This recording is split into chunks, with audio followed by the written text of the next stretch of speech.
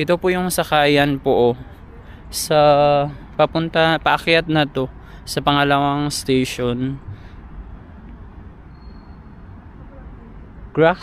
Ano ba yung pagbasa niyan? Grass Dolly, na number 15 to na train papunta doon paakyat.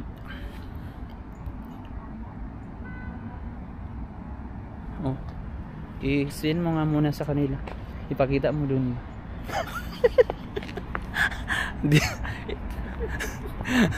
Ito yung sakayan dito, oh. Sa may ano nga yung pagbasa yun? Ito po dito. Meron ding bus dito na paakyat, yung 233 papunta din yun, pero one time kasi nagsakay kami, hindi kami hininto doon sa cable car, so napunta kami doon sa sa pinakadulo ng tuktok.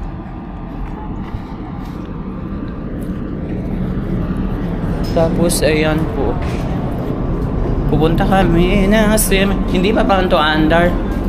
Ito yung sasakyan namin, maliit lang siya, sa Grass Dolly.